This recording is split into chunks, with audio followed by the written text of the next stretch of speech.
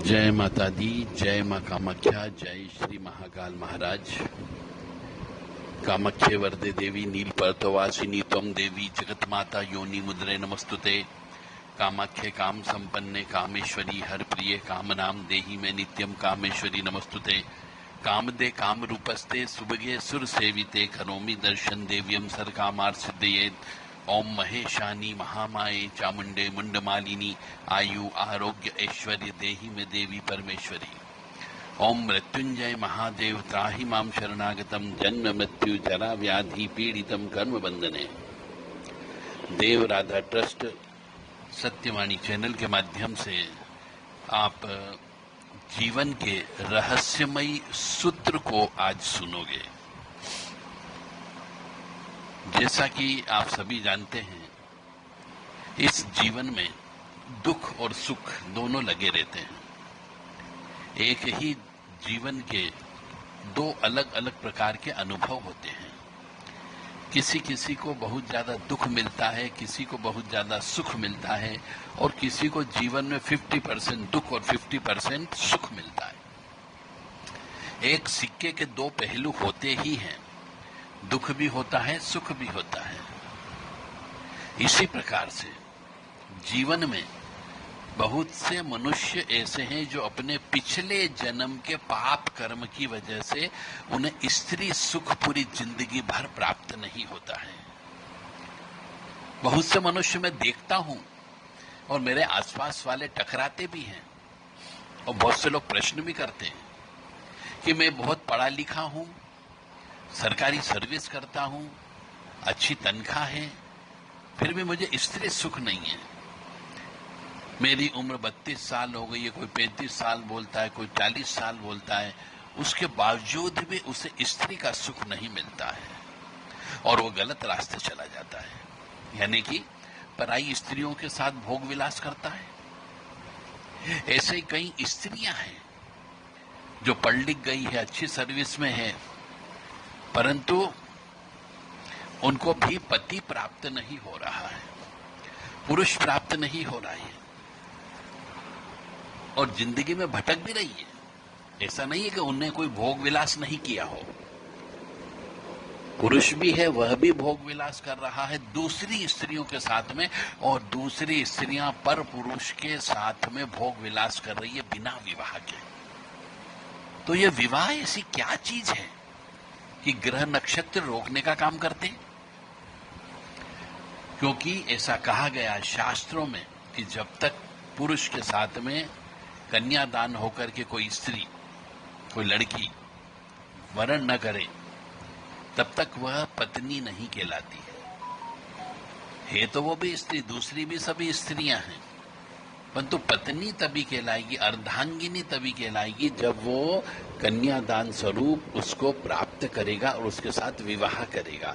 तभी कुल देवी देवता और पितृ देवता भी उसे स्वीकार करते हैं। अन्यथा ऐसे तो जीवन में स्त्री को भी पुरुष मिलते हैं, पुरुष को भी स्त्री मिलती है, परंतु उनसे उत्पन्न संतान नाजायज संबंध के नाजायज संतान कहलाती है, और उस नाजायज संतान से पिंडदान तर्पण नहीं कराया जाता है। तो ऐसा क्यों होता है कि साहब विवाह ही नहीं हो रहा है? हम पढ़े लिखे हैं, सर्विस कर रहे हैं, सरकारी सर्विस भी है, धंधा भी है। मेरे सामने तो बहुत से केसेस ऐसे भी आए कि अच्छी दुकानदारी चल रही है, अच्छे परिवार से संबंध रख रहा है, परंतु फिर भी मानसिक रोगी भी नहीं है, फिर भी विवाह नहीं हो रहा है, स्त्री का सुख प्राप्त नहीं हो रहा है। यानी घर के अंदर कोई स्त्री हो जो उसको खाना बना के दे सके, घर के अंदर कोई ऐसी स्त्री हो जो उसके घर को व्यवस्थित कर सके, उसे भी स्त्री सुख बोलते हैं। परंतु आज यहाँ पे बात कर रहा हूं मैं पति पत्नी और प्रेमिका से संबंधित बात। मैं यहाँ पे बात कर रहा हूं आज यौनाचार से संबंधित। मैं आज बात कर रहा हूं यहाँ पे व्यभिचार से संबंधित। तो एक स्त्री को पुरुष का सुख चाहिए और पुरुष को स्त्री का सुख चाहिए।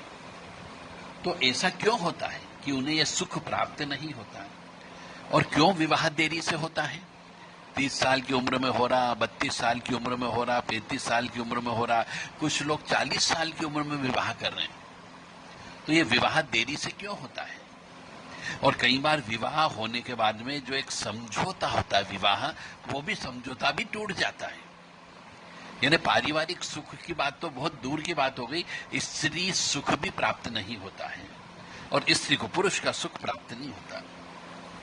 और कई बार विवाह कर लेते तो विवाह में धोखा हो जाता है, झूठे वादे कसमे वादे हो जाते हैं, झूठे डिक्लेरेशन दे दिए जाते हैं, झूठी दुकानदारी दिखा दी जाती है, झूठे अपॉइंटमेंट लेटर दिखा दिए जाते हैं और विवाह कर लिया जाता है। और क्यों स्त्री भाग जाती है? कई बार ये भी देखा है कि बहुत से पुरुषों के यहाँ पे स्त्री बच्चों को लेकर के भाग जाती, कई बार बच्चे छोड़ के किसी और पराये मर्द के साथ भाग जाती है। इसके पीछे का भी कारण है। और कई बार स्त्री साथ में रहते हुए पुरुष को शत्रु मान करके उस पुरुष से हर कदम कदम पर बदला लेती है।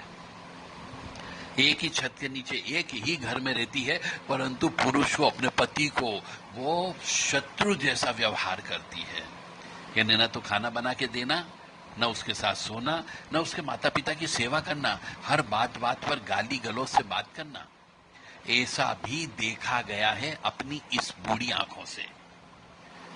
तो क्यों स्त्री का सुख नहीं होता है और स्त्री को पुरुष का सुख नहीं होता है? और कई बार हमारे पास ऐसे भी पुरुष आते हैं बहुत से, और बहुत सी स्त्रियां भी आती है कि सब हमारे शरीर में तो उत्तेजना ही नहीं है, हमारा मन ही नहीं करता सहवास करने का। बहुत सी स्त्रियां बहुत ठंडी किस्म की होती है जो मांगलिक नहीं होती है, और बहुत से पुरुष जो मांगलिक होते हैं वो बड़े उत्तेजित किस्म के होते हैं। तो ये सब कारण कहीं न कहीं पर पिछले जन्म के पाप कर्मों को बताते हैं। कई बार ऐसा भी होता है, विशेष तौर से स्त्री सुख के संबंध में आज हम चर्चा कर रहे हैं, तो उसी में बता रहा हूं कि उसको हम बोलते हैं एक तरीके से सती माता का श्राप लग जाना, या फिर स्त्री ऋण हो जाना, मातृदोष हो जाना, स्त्री का श्राप लग जाना। ये सब इस ज्योतिष की परिभाषा में आता है। और इसी वजह से कई बार मनुष्य को सब कुछ होते हुए भी, धन दौलत भी है, ऐश्वर्य भी है, इज्जत भी है, मान सम्मान भी है, कमाई का जरिया भी अच्छा है, दिल दिमाग भी अच्छा है, व्यवहार भी अच्छा है, फिर भी स्त्री सुख प्राप्त नहीं होता है, या स्त्री उसके नजदीक नहीं आती है, और आती है तो छलावा करके चली जाती है, परंतु स्त्री सुख विशेष तौर से सहवास संभोग का सुख प्राप्त नहीं होता है। इसके पीछे के आज हम कारण बताने जा रहे हैं कि बहुत से मनुष्य पिछले जन्म में गुरु रहे हैं, उनका गुरु अच्छा होता है, परंतु वो अपनी शिष्या के साथ में यौन संबंध बना लेते हैं, यानी उसको यौन संबंध बनाने के लिए मजबूर कर देते हैं। हाँ, यदि कोई शिष्या अपनी स्वयं की मर्जी से, यदि बिना कोई शर्त के अपना शरीर किसी गुरु को सौंप देती है, तो भी चरित्रहीनता तो आती है। और कई बार ऐसा भी देखा गया है कि एक शिष्या होती है, एक स्त्री है, वह अपने शिष्य का शोषण करती है, तो भी पाप कर्म होता है, उसका फल भी भोगना पड़ता है। उसकी वजह से भी इस जन्म में स्त्री को पुरुष प्राप्त नहीं होता और पुरुष को स्त्री प्राप्त नहीं होती है। बहुत से पुरुष स्त्री के साथ में शारीरिक संबंध बना करके धोखा दे देते हैं। प्रेम है, परंतु सब कुछ होता है, परंतु वह प्रेम विवाह में परिणित नहीं होता है, तो भी कष्ट की प्राप्ति हो जाती है। तो यह मातृ दोष या स्त्री का श्राप कहलाता है।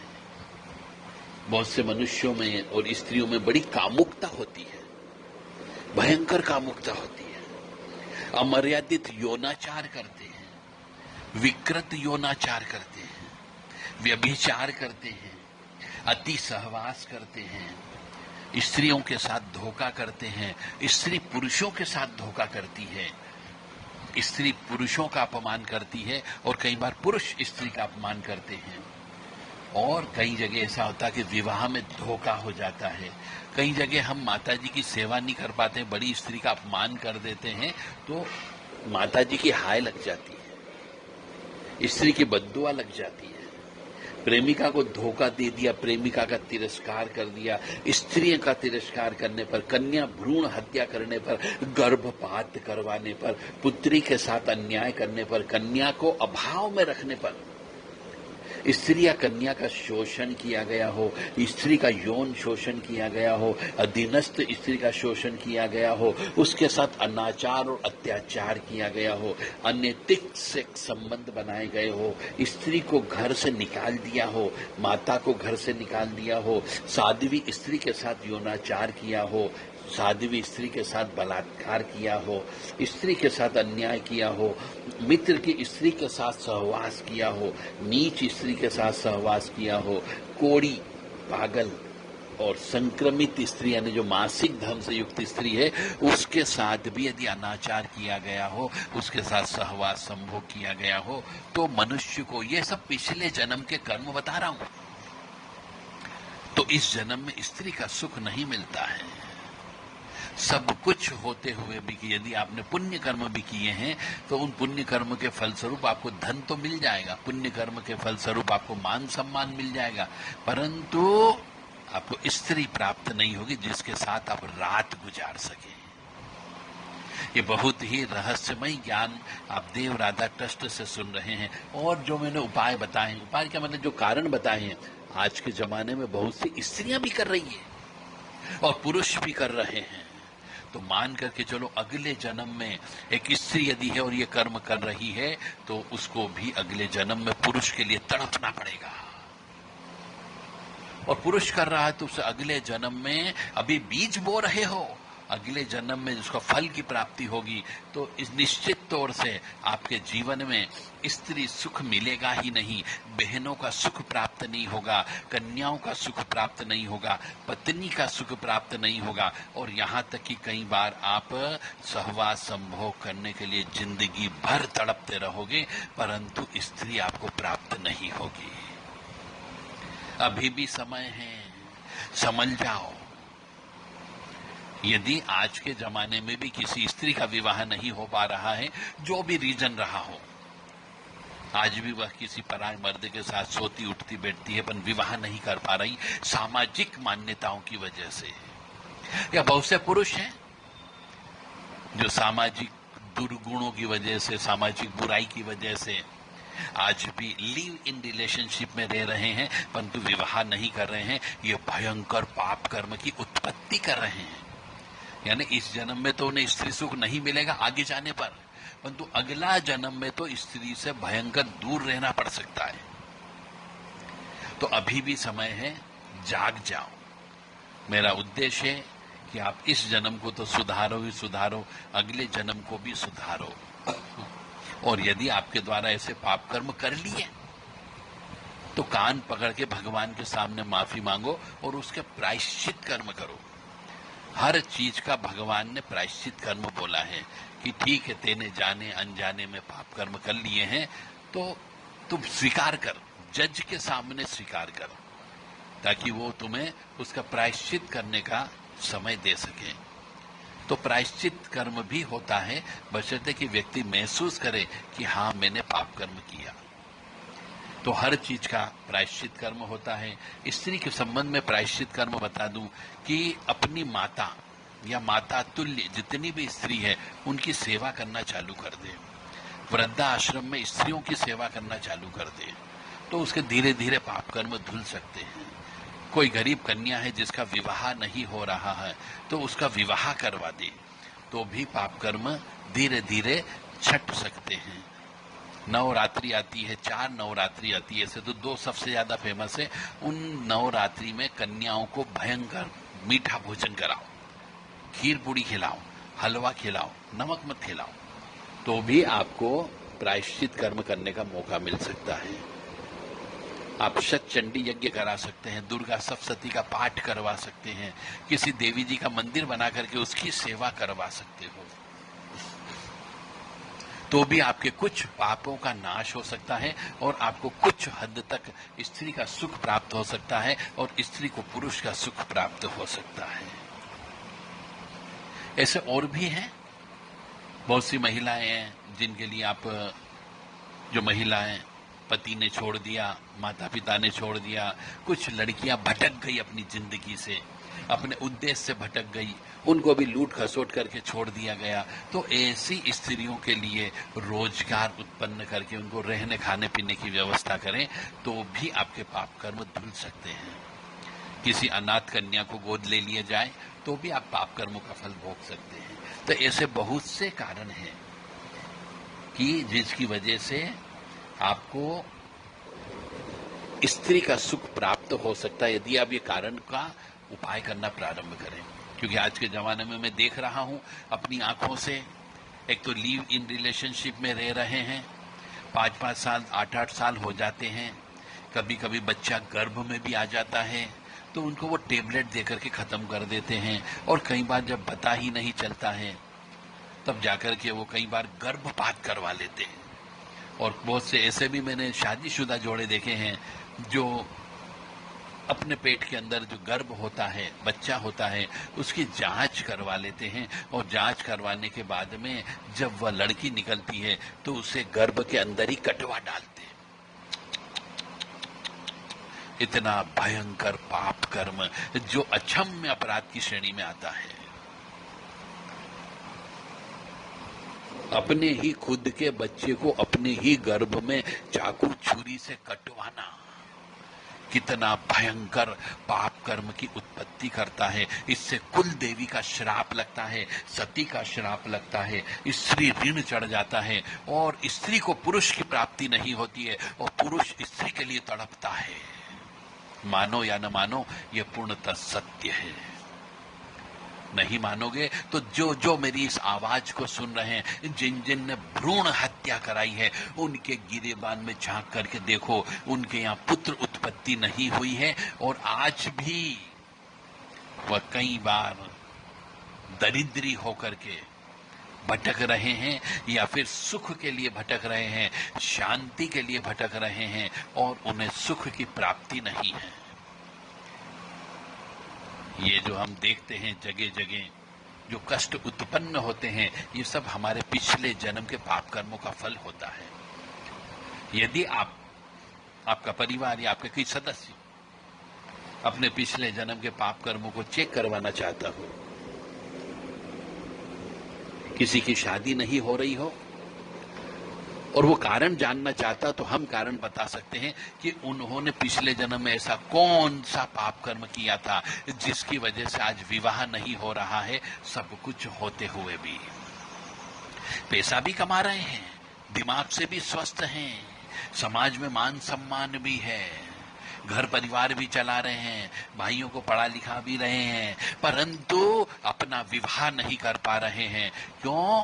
ये सब पिछले जन्म के सती का श्राप होने की वजह से, पिछले जन्म का मातृ दोष होने की वजह से, पिछले जन्म का स्त्री का श्राप होने की वजह से, स्त्री का ऋण होने की वजह से। नहीं मानोगे तो अपने कई जन्मों तक तुमको स्त्री का भोग नहीं होगा। यदि तुम कुत्ते बन गए तो भी आपको तुम्हें कुतिया नहीं मिलेगी, ये मान करके चलना। तुम उस लायक ही नहीं रहोगे कि किसी के साथ सहवास कर सको। यदि पुरुष भी बन गए तो तुम उस लायक नहीं रहोगे, और तुम यदि स्त्री बन गई तो जिंदगी में इतनी नोची जाओगी कि आत्मा भी कलप जाएगी। मानो या न मानो, यह पूर्णतः सत्य है।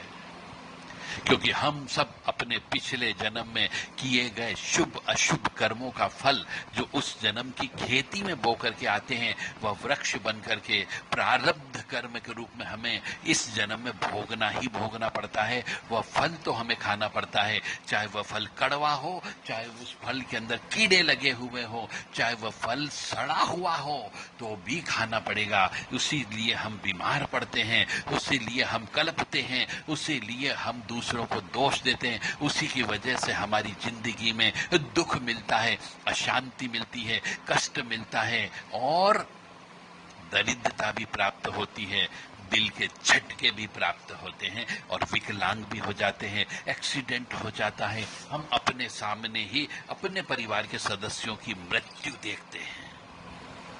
मानो या न मानो, मेरा धर्म था आपको ज्ञान देना। अब आप इस ज्ञान को लेते हो या नहीं लेते हो, आपके ऊपर निर्भर करता है। मैंने अपना धर्म निभा दिया, जो मेरे को अपनी साधना में प्राप्त हुआ, जो मेरे को अपने स्वाध्याय में प्राप्त हुआ, जो मैंने अपने इस साधना के बल पर, तपोबल के बल पर प्राप्त किया, वो आज मैंने आपके अपने सामने रख दिया। अब आपकी इच्छा, क्योंकि आप इतनी साधना नहीं कर पाएंगे, मैंने उस साधना का रस आपके सामने परोस दिया है। अब इसको पी लो जो पीना चाहता है, ताकि आपकी आगे की जिंदगी सुधर सकती है। मानो या न मानो, यदि आप अपने पापों का प्रायश्चित वास्तव में करना चाहते हो तो देव राधा ट्रस्ट सत्यवाणी चैनल से संपर्क कर सकते हैं। आपको विभिन्न प्रकार की पूजा करवाई जा सकती है। काल सब दोष होता है, नाग दोष होता है, पितृ दोष होता है, मंगल दोष होता है, प्रेत दोष होता है, वंश का नाश का दोष होता है, स्त्री का श्राप होता है, सती का श्राप होता है, और यहाँ तक कि बहनों का और भाइयों का भी श्राप होता है, अंगारक दोष होता है। इन सब दोषों की शांति होती है, परिहार कर्म होता है। विधि विधान से विशेष नक्षत्र में विशेष वार को ये सब कार्य संपन्न किए जा सकते हैं। सहयोग आपका चाहिए यदि आप अपने इन कष्टों को कम करना चाहते हो तो, बाकी आपकी मर्जी। मैंने अपना धर्म निभा दिया। मैं मां भगवती जगत जननी आद्य शक्ति भवानी से प्रार्थना करता हूं कि आप लोगों को सद्बुद्धि प्रदान करें, ताकि आपके जीवन में आप कष्टों को कम कर सको, पापों का प्रायश्चित करके और सुखी जीवन व्यतीत कर सको। यही मेरा उद्देश्य है। यदि मैं अपने उद्देश्य में सफल हो पाया तो मैं अपने आप को बड़ा धन्य मानूंगा, अन्यथा यह जीवन ऐसे ही जा रहा है। धीरे धीरे ये जीवन की जो मुट्ठी बंद है, इसमें से रेत नीचे गिर रही है और एक समय के पश्चात यह आत्मा इस चोले को छोड़ करके चली जाएगी। जय माता दी, जय मां कामाख्या, जय श्री महाकाल महाराज।